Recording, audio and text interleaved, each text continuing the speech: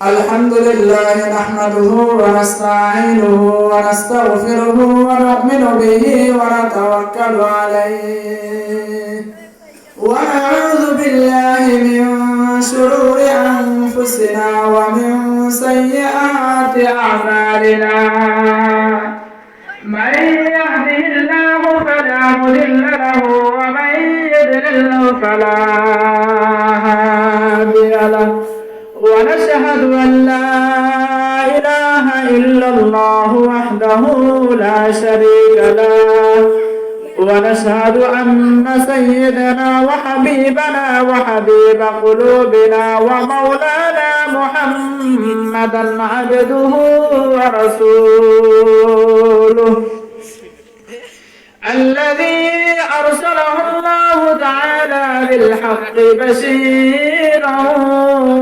ونذيرا وداعيا إلى الله بإذنه وسراجا وقمرا منيرا أما بعد فقد قال الله تعالى في كلامه المجيد والفرقان الحميد أما بعد فأعوذ بالله من الشيطان الرجيم بسم الله الرحمن الرحيم قل إن كنتم تحبون الله فاتبعوني يحببكم الله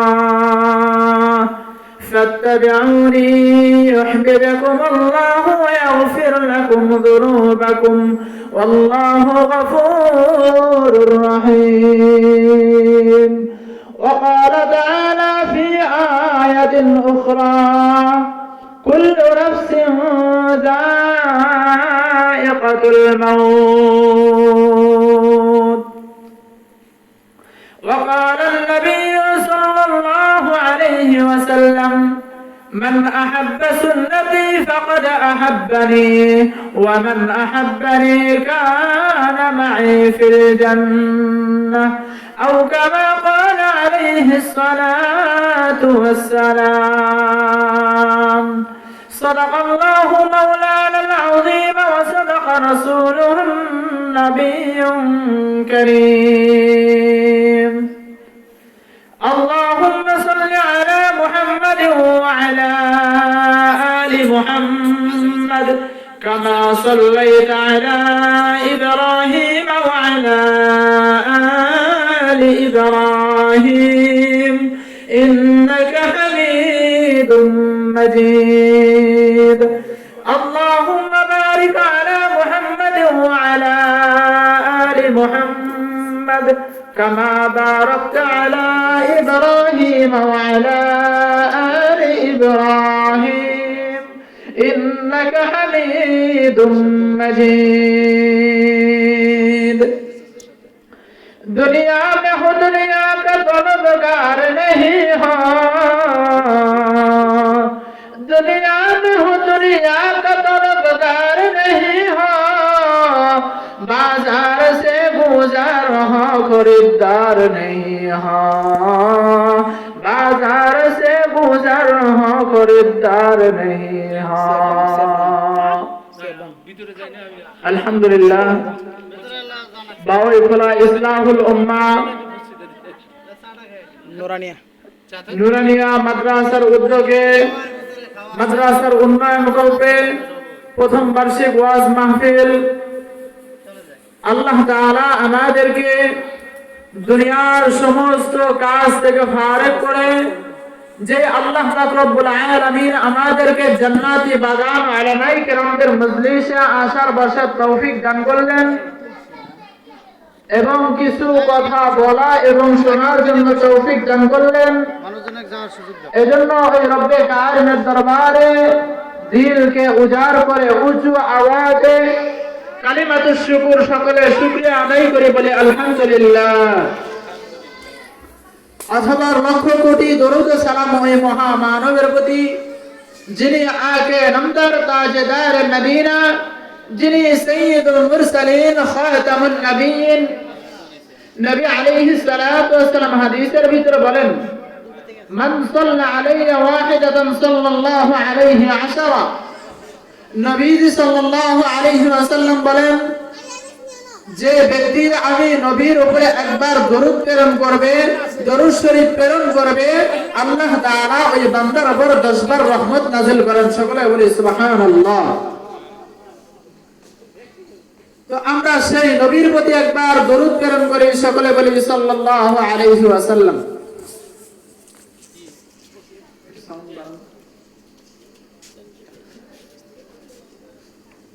মুহতারাম হাজিরিন, আল্লাহ তাআলা কোরআনের ভিতরে ডাকতে বলেন, আল্লাহ তাআলা নবীকে ডাকতে বলেন, হে পয়গম্বর আপনি বলিয়া দিন, কুল ইন কুনতুম তুহিব্বুনাল্লাহ ফাত্তাবিউনি ইউহিব্বুকুমুল্লাহ ফাত্তাবিউনি ইউহিব্বুকুমুল্লাহ ওয়া ইয়াগফির লাকুম যুনুবাকুম ওয়াল্লাহু গফুরুর রহিম।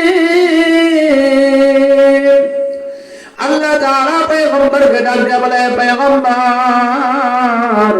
আপনি আপনার উম্মতদেরকে জানায় দেন, আপনার উম্মতরা যদি আমি আল্লাহ তাআলাকে ভালোবাসতে চায়, আমি আল্লাহ তাআলার মহব্বত করতে চাই, তাহলে আপনার উম্মতরা যেন আপনি নবীকে স্মরণ করে, আপনার উম্মতরা যেন আপনি নবীকে অনুকরণ করে।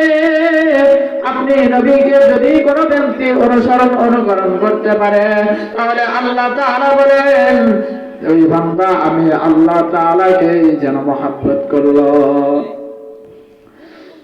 আল্লাহ তাআলা আমাদের জন্য এমন একজন নবীকে দুনিয়াতে পাঠাইলেন, যে নবী দীর্ঘ 63 বছরের জিন্দেগি শুধুমাত্র এই উম্মতের জন্য কষ্ট করে গেলেন, যেই নবী সারাদিন রাত না খেয়ে পরিশ্রম করে উম্মতের জাহান্নাম থেকে বাঁচানোর চিন্তার ভিতরে লিপ্ত ছিলেন, যেই নবী আমার জন্য আপনার জন্য এত কষ্ট করে দুনিয়া থেকে চলে গেল, ওই নবী সাল্লাল্লাহু আলাইহি ওয়াসাল্লাম বলেন, মান আহাব্বা সুন্নতি ফাকাদ আহাব্বানি ওয়া মান আহাব্বানি কানা মাই ফিল জান্নাহ। নবী সাল্লাল্লাহু আলাইহি ওয়াসাল্লাম বলেন, মান আহাব্বা সুন্নতি, যে ব্যক্তি আমার সুন্নতকে ভালোবাসবে সে যেন আমাকে ভালোবাসলো, আর যে ব্যক্তি আমাকে ভালোবাসলো, যে ব্যক্তি আমাকে মহব্বত করলো, অনুকরণ করলো, ওই ব্যক্তি যেন আমাকেই ভালোবাসলো, মহব্বত করলো। আর যে ব্যক্তি আমি নবীকে ভালোবাসবে, যে নবী আমি নবীর সুন্নতের মালাটা গলায় লাগায় নেবে, ওই ব্যক্তি হাসরের ময়দানে আমার সঙ্গে জান্নাতে বসবাস করবে। সুবহানাল্লাহ। আল্লাহ তাআলা আদম সন্তানকে দুনিয়াতে পাঠানোর পর যখন আল্লাহ তাআলা দুনিয়াতে খলিফা মানুষকে পাঠানোর চিন্তা করলেন, আল্লাহ তাআলা যখন দুনিয়াতে এই ইনসান জাতিকে দুনিয়ার ভিতরে প্রতিষ্ঠিত করার চিন্তা করলেন, আল্লাহ তাআলা ফেরেশতাদেরকে বললেন, ওয়াইদ কুলনা লিল মালাক ওয়াইদ ক্বালা রাব্বুকা লিল মালাইকাতি ইন্নী জাইলুন ফিল আরদি খলিফা। আল্লাহ তাআলা ফেরেশতাদেরকে বলতেছেন, হে ফেরেশতারা, আমি আল্লাহ তাআলা দুনিয়াতে মানুষ সৃষ্টি করতে চাই, খলিফা প্রেরণ করতে চাই। ফেরেশতারা তখন জবাবে বলতেছে, হে আমাদের রব, হে আমাদের মালিক, আপনি দুনিয়াতে কেন মানুষ সৃষ্টি করবেন? এই মানুষগুলো দুনিয়াতে গিয়া আপনার নাফরমানি করবে, এই মানুষগুলো দুনিয়াতে গিয়া একে অপরের সাথে ঝগড়া করবে, একে অপরের রক্ত প্রেরণ করবে, একজন অপরজনের সাথে লড়াই করবে, মারামারি করবে, হিংসা হাসাদ ফাসাদ করবে, একজন আরেকজনকে হত্যা করবে। তখন আল্লাহ তাআলা ডাকতে বললেন, হে ফেরেশতারা, আমি আল্লাহ তাআলা যা জানি তোমরা ফেরেশতারা তা জানো না। আল্লাহ তাআলা ডাকতে বলেন, হে ফেরেশতারা, তোমরা যখন আমি আল্লাহ যখন দুনিয়াতে মানুষ সৃষ্টি করব, তারা দুনিয়াতে গিয়া গুনাহের কাজ করবে, তারা দুনিয়াতে গিয়া নাফরমানি করবে, তারা দুনিয়াতে গিয়ে একে অপরের সম্পদ আত্মসাৎ করবে। এরপরে যখন তারা বুঝতে পারবে যে আমি তো অন্যায় করে ফেলেছি, গুনাহের কাজ করে ফেলেছি, যখন নিজেরা অন্যায় বুঝতে পারি, আমি আল্লাহ তাআলাকে ডাক দিয়ে বলবে, হে গফফার, হে আমাদের মালিক, আপনি আমাদেরকে মাফ করিয়া দেন। আল্লাহ তাআলা বলেন, যখন আমার বান্দারা গুনাহ করার পর, অন্যায় কাজ করার পর, নাফরমানি করার পর যখন আমি মালিককে মালিক বলিয়া ডাক দেবে, ডাক দেওয়ার সঙ্গে সঙ্গে আমি আল্লাহ তাআলা গফফার নামের উসিলা করিয়া ওই বান্দাদের গুনাহগুলো মাফ করিয়া দেব। আল্লাহ তাআলা যখন মানুষগুলো সৃষ্টি করলেন, রূহগুলো সৃষ্টি করলেন, আল্লাহ তাআলা ডাক দিয়া বলতেছেন, যখন সেই আদম আলাইহিস সালাম থেকে শুরু করিয়া মুহাম্মদ সাল্লাল্লাহু আলাইহি ওয়াসাল্লামের শেষ জামানার কিয়ামত পর্যন্ত যত মানুষ দুনিয়াতে আসবে, আল্লাহ তাআলা যখন সমস্ত রূহগুলো সৃষ্টি করলেন, রূহগুলো সৃষ্টি করে আল্লাহ তাআলা বললেন, আলাস্তু বিরাব্বিকুম, আমি কি তোমাদের রব নয়? আল্লাহ তাআলা যখন আমাদেরকে সমস্ত রূহগুলোকে জিজ্ঞেস করলেন, আমি কি তোমাদের রব নয়? তখন আমরা সকলে এক বাক্যে উত্তর দিয়েছি, ক্বালু বালা, হ্যাঁ নিশ্চয় আপনি আমাদের রব। মুহতারাম হাজিরিন, দুনিয়াতে যেই মালিককে দুনিয়াতে আসার পূর্বে রব স্বীকার করে আসলাম, যেই রব্বে কারিমকে মালিক স্বীকার করে আসলাম, আজকে দুনিয়াতে এসে দুনিয়ার 2 টাকা পয়সার লোভে পড়িয়া, বাড়িগাড়ির মহাব্বতে পড়িয়া ওই রব্বে কারিমকে ভুলে গেছি, ওই রব্বে কারিমের হুকুমকে আজকে ভুলে গেছি। ওই রব্বে কারিম আমাকে আপনাকে এত সুন্দর করিয়া বানাইলো, এত সুন্দর করিয়া আদর যত্ন করিয়া, এই রব্বে কারিম আমাকে আপনাকে এত নিয়ামত দিয়ে দিল। আল্লাহ তাআলা বলেন, ওয়া মা খালাকাতুল জিন্না ওয়াল ইনসা ইল্লা লিয়াবুদুন। আল্লাহ তাআলা ডাক দিয়া বলেন, হে বান্দা বান্দিরা, আমি তোমরা জেনে রাখো, আমি জিন জাতি এবং ইনসানকে দুনিয়াতে পাঠাইছি একমাত্র ইবাদত করার জন্য, আমি রবের গোলামি করার জন্য। আমি তোমাদেরকে দুনিয়াতে বানাইছি একমাত্র আমি রবের ইবাদত করার জন্য। আজকে আমরা দুনিয়াতে এসে রবের ইবাদত ভুলে গেছি, রবের দেওয়া নিয়ামত ভোগ করতেছি, কিন্তু রবের নাফরমানি করতেছি। আমি কেমন মানুষ হইলাম, আমি কেমন মানুষ হইলাম যে রব্বে কারিম আমাকে এত নিয়ামত দান করলো, রব্বে কারিমের দান নিয়ামত খায়া রব্বে কারিমের সাথে নাফরমানি করতেছি। আরে আমি কেমন মানুষ হইলাম, একটা কুকুরের চাইতে নিকৃষ্ট হয়ে গেলাম, একটা মুরগির চাইতে নিকৃষ্ট হয়ে গেলাম।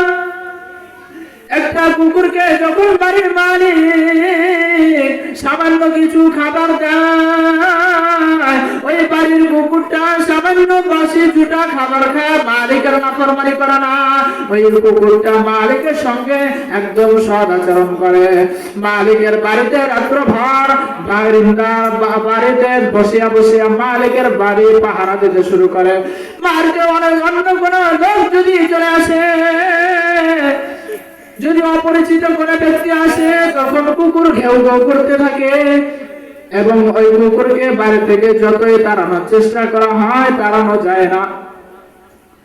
শুধুমাত্র একটু সামান্য ছোটা খাবার খায় যদি কুকুর মালিকের এত অনুসরণ করতে পারে, কুকুর মালিকের যদি এত আদেশ মানতে পারে যে রব্বে কারিম আমাকে আপনাকে এত হাজারো নিয়ামত দিল, হাজারো রকমের ফল ফলাদি, হাজারো রকমের মাছ, ওই রব্বে কারিমকে আজকে ভুলে গেছি।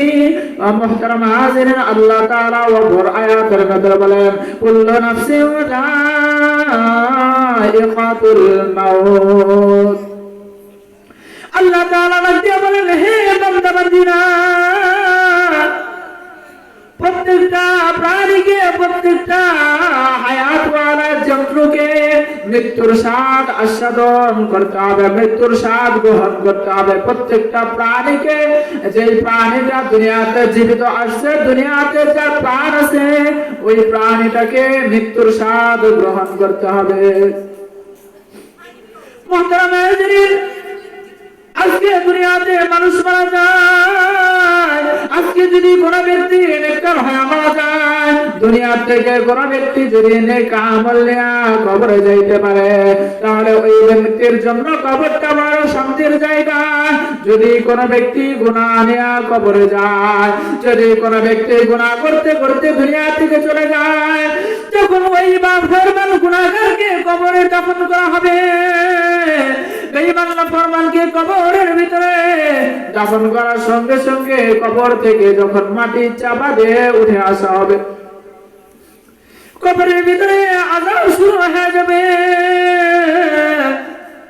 কিন্তু যারা নেক কাজ করিয়া নেকি নিয়া মৃত্যুবরণ করবে, যারা নেকের কাজ করতে করতে আরশের মালিক রব্বে কারিমকে খুশি করিয়া যারা দুনিয়া থেকে চলে যাবে, তাদের মৃত্যুটা কত শান্তিদায়ক হবে।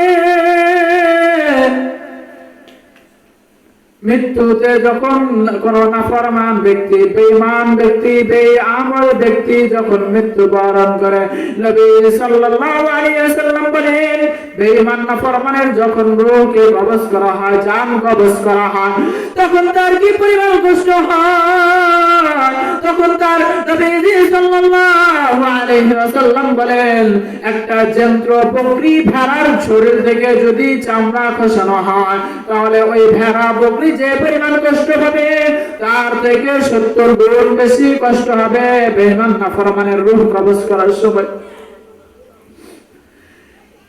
আজকে আমরা সেই রবকে বলে গেছি, আমরা সেই রবের গোলামি করি না, রবের ইবাদত করি না, অথচ আল্লাহ তাআলা আমাকে দুনিয়াতে পাঠাইলো ইবাদত করার জন্য। সকলকে মৃত্যুর স্বাদ গ্রহণ করতে হবে। যারা গুনাহ নিয়ে কবরে যাবে, যারা নেক কাজ নিয়ে কবরে যাবে, তাদের জন্য কবরটা জান্নাতের বাগান হয়ে যাবে।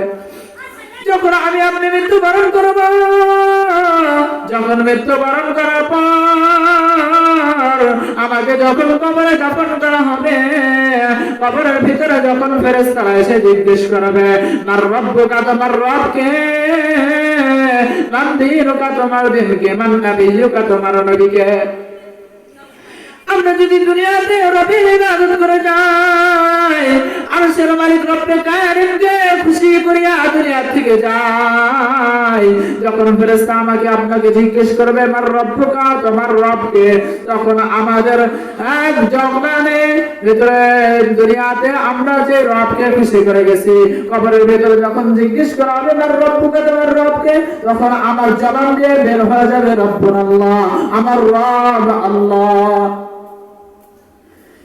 দ্বিতীয় নম্বরে যখন আমাকে জিজ্ঞেস করা হবে মান দীনুকা, তোমার দিন কি, তোমার ধর্ম কি, তখন যদি আমি ইসলামের গণ্ডির ভিতরে থেকে ইসলামের শরিয়াতের আইন যদি আমরা নিজেদের ভিতরে বাস্তবায়ন করে যাই, ইসলামী হুকুমত যদি আমরা কায়েম করে যাই, ইসলামের শিক্ষা অনুযায়ী যদি আমরা পরিচালিত হয়ে যাই, যদি আমরা নিজেদেরকে ইসলামের আদেশ নিষেধ অনুযায়ী সাজায় যাইতে পারে, তখন আমাদের জবান থেকে বের হয়ে যাবে আমাদের দিন হলো ইসলাম।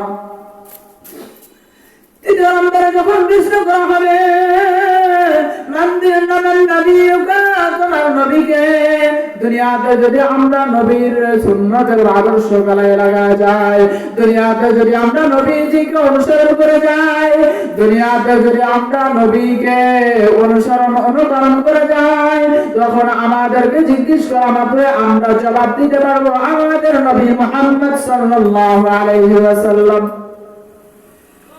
কিন্তু যারা দুনিয়াতে রবের গোলামি করে যাবে না, দুনিয়াতে রবের নাফরমানি করে যাবে, দুনিয়াতে ইসলাম অনুযায়ী চলবে না, দুনিয়াতে নবীজির সুন্নাতকে বাস্তবায়ন করবে না, দুনিয়াতে যারা নবীজির আদর্শ নিজেদের ভিতরে লাগাবে না, নবীজির আদর্শের মালা যারা গলায় পরিধান করবে না, খোদা না খাস্তা, খোদা না খাস্তা, আল্লাহ তাআলা না করে যারা বেঈমান নাফরমান হয়ে কবরে যাবে, যখন কবরের ভিতরে জিজ্ঞেস করা হবে মার রব্বুকা, তখন বেঈমান নাফরমান গুলো জবাব দেবে লা আদরি, লা আদরি, আমি কিছুই জানি না, আমি কিছুই জানি না।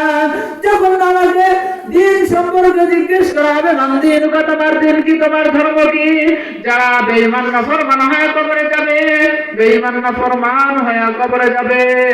যারা ইসলামকে নিজেদের ভিতরে পরিচালিত করবে না, ইসলামী হুকুমত যারা হুকুমত অনুযায়ী যারা নিজের জীবনকে গঠন করবে না, তারা বলবে লা আদরি লা আদরি, আমি কিছুই জানি না, আমি কিছুই জানি না।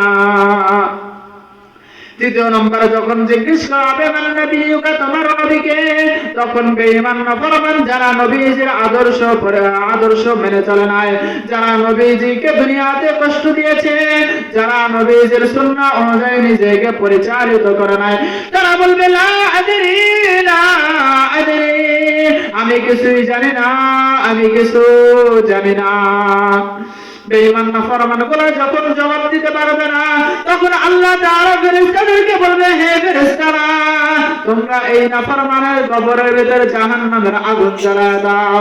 আল্লাহ তাআলা দুই পাশের মাটিকে, কবরের দুই পাশের মাটিকে বলবেন, হে মাটি, এই নাফরমান দুনিয়াতে, এই নাফরমানকে আমি আল্লাহ তাআলা দুনিয়াতে কত নিয়ামত দিলাম, আমি রবের ইবাদত করে নাই, আমি রব্বে কারিম এই নাফরমানদেরকে কত রকমের খাবার খাওয়াইলাম, কত রকমের মাছ, কত রকমের ফল।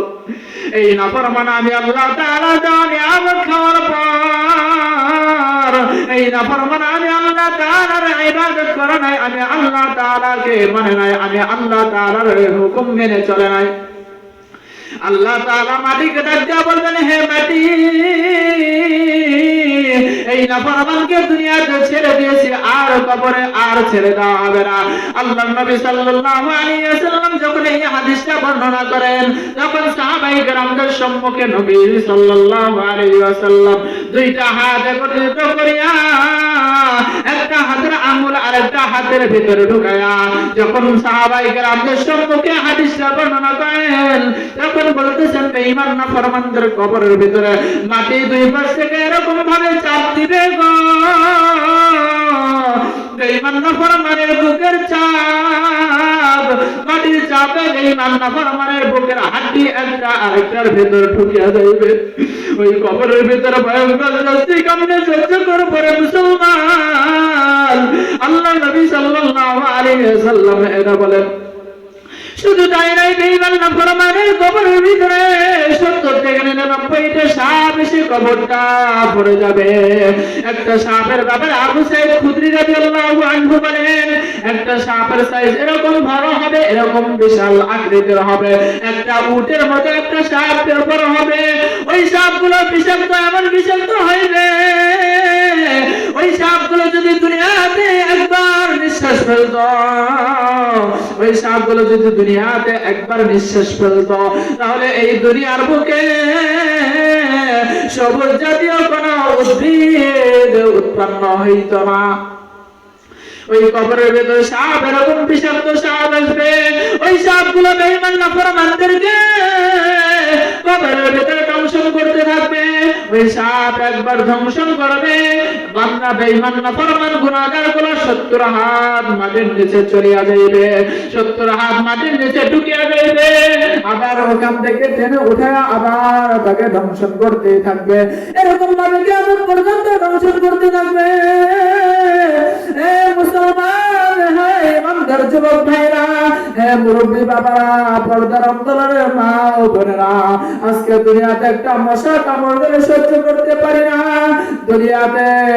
দুনিয়ার আগুন সহ্য করতে পারি না, দুনিয়াতে সূর্যের তাপ সহ্য করতে পারি না, দুনিয়াতে কেউ একটা ব্যাগ দিয়ে বাড়ি দিলে সহ্য করতে পারি না। তাহলে একটু চিন্তা করে দেখো, দুনিয়াতে থেকে যদি আমি আর দমে গুনাহ নিয়ে কবরে যাই, তাহলে এই কবরের ভিতরে ভয়ঙ্কর শাস্তি, ভয়ঙ্কর আযাব কেমনে সহ্য করব? এরে মুসলমান, আল্লাহ তাআলা যে উদ্দেশ্য আমাদেরকে পাঠাইলেন, আজকে আমরা দুনিয়াতে যে কোনো কাজ করি না কেন, দুনিয়াতে যে কোনো কাজ করি, ভুট্টা লাগাই, ধান লাগাই, গাছ লাগাই, প্রত্যেকটা কাজের পিছনে একটা করে উদ্দেশ্য থাকে। কি বলেন? প্রত্যেকটা কাজের পিছনে একটা করে উদ্দেশ্য থাকে। আল্লাহ তাআলা বলেন, আহাসিবাতুম আন্নামা খালাকনাকুম আবাসাও ওয়া আন্নাকুম ইলাইনা লা তুরজাউন। আল্লাহ তাআলা দিয়ে বলেন, হে বান্দা বান্দিরা, তোমরা কি ভাবছো আমি তোমাদেরকে দুনিয়াতে অযথা সৃষ্টি করেছি? না না বান্দা না, আমার সৃষ্টি করার উদ্দেশ্য, দুনিয়াতে পাঠানোর উদ্দেশ্য হইল আমা খালাকাতুল জিন্না ওয়াল ইনসা ইল্লা লিয়াবুদুন। আল্লাহ তাআলা জিন এবং মানুষদেরকে দুনিয়াতে পাঠাইছেন একমাত্র তার গোলামি করার জন্য। এরে মুসলমান, এ পাওয়াই খোলার মুসলমান যুবক ভাইরা, মুরব্বী বাবারা, পর্দার অন্তরের মা ও বোনেরা, আজকে দেখো দুনিয়াতে পর্দার অন্তরের মা বোনেরা গো, যে তুমি আজকে একটু চিন্তা করিয়া দেখো, যে স্বামীর বাড়িতে যখন নতুন নতুন বিবাহ করে আমাকে বাড়িতে নিয়ে আসা হইল, তখন কত রকমের খাবার, কত রকম সুন্দর কাপড় পোশাক পরিধান করিয়া আমাকে তোমাকে দুনিয়ার এই স্বামীর ঘরে নিয়ে আসলো।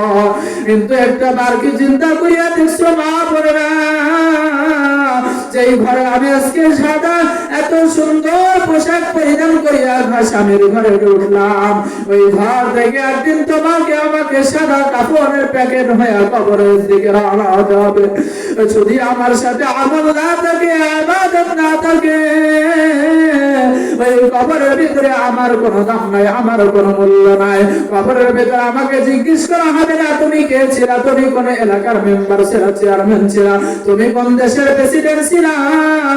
কবরের ভিতরে জিজ্ঞেস করা হবে না তুমি কোন পীর সাহেবের মুরিদ ছিলা, কোন পীর সাহেব ছিলা, তুমি কে ছিলা, বক্তা ছিলা না শ্রোতা ছিলা। কবরের ভিতরে শুধুমাত্র তিনটা প্রশ্ন করা হবে, মার রব্বুকা মান দীনুকা মান নাবিয়্যুকা। এই তিনটা প্রশ্নের বাহিরে কোনো প্রশ্ন করা হবে না। খোদা না খাস্তা যদি আমি আর তুমি গুনাহে কবরে যাই, গুনাহ করতে করতে যদি দুনিয়ার মায়াটা করিয়া যায়, ওই কবরের ভিতরে ভয়ঙ্কর শাস্তি আমার তোমার জন্য অপেক্ষা করতেছে। শুধু তাই নয়, কবরের ভিতরে শাস্তি কিয়ামত পর্যন্ত হতে থাকবে। অপর দিক দিয়ে যখন কিয়ামতের মাঠ কায়েম হয়ে যাবে, যখন কিয়ামতের ভয়াবহ দৃশ্য সামনে এসে যাবে, যখন কিয়ামতের সম্মুখীন হবে, যখন হাসরের মাঠ কায়েম হয়ে যাবে, তখন সে সমস্ত মানুষগুলো একত্রিত হবে। আজকে দুনিয়াতে তাকায় দেখো মুসলমান, যে সূর্য আজকে 9,30,00,000 মাইল দূর থেকে তাপ দেয়, সহ্য করতে পারি না। আজকে সূর্যের তাপে রোদের ভিতরে থাকতে পারি না। ওই হাসরের ময়দানে সূর্যটা আপনার আমার মাথার আধা উপরে চলে আসবে, মাথার 1 বিঘা উপরে চলে আসবে। আজকে সূর্যটা দুনিয়াতে একটা মুখ দিয়া তাপ দেয়, এই তাপ সহ্য করতে পারি না। হাসরের ময়দানে যখন সূর্য 12টা মুখ দিয়া তাপ দিতে থাকবে, তখন বেঈমান নাফরমান গুনাহগারের মাথার মগজগুলো ভাতের মারের মতো টকবক কইরা ফুটতে থাকবে। মুসলমান, ওই গুনাহগারগুলো মাইজবার গুনাহগার নাফরমান বেঈমান নাফরমানগুলো হাসরের ময়দানে শুধু চিৎকার করতে থাকবে, চিৎকার করতে থাকবে। একবার দৌড়ে যাবে মুসা আলাইহিস সালামের কাছে, একবার দৌড়ে যাবে ঈসা আলাইহিস সালামের কাছে, একবার দৌড়ে যাবে আদম আলাইহিস সালামের কাছে। যায় বলবে, হে নবী, হে আল্লাহর পয়গম্বর, আপনি একটু আমাদের জন্য সুপারিশ করুন, সূর্যের তাপ সহ্য করা যায় না। অপর দিক থেকে জাহান্নাম চিৎকার আওয়াজ দিয়ে বলবে, হাল মিন মাজিদ। জাহান্নাম চিৎকার দিয়ে বলবে, হে আল্লাহ, বেঈমান নাফরমানগুলোকে আমার পেটের ভিতরে দাও। আল্লাহ তাআলাকে যখন জাহান্নাম বলতে থাকবে, আল্লাহ তাআলা ডাক দেয়া বলবে, হে জাহান্নাম অপেক্ষা কর, বিচার কাজ শেষ করে বেঈমান নাফরমান গুনাহগারগুলোকে আমি তোর পেটের ভিতরে দিয়ে দেব। এরপরেও জাহান্নাম থামবে না, জাহান্নাম সামনের দিকে আগাইতে থাকবে, সামনের দিকে দ্রুত আগাইতে থাকবে, আসতেই থাকবে, আসতেই থাকবে। 70,000 ফেরেশতা 70,000 নূরের শিকল দিয়া জাহান্নামকে বেঁধে পেছন দিকে নেওয়ার চেষ্টা করবে। জাহান্নাম পেছনের দিকে যায় না, জাহান্নাম পেছনের দিকে যায় না, জাহান্নাম পেছনে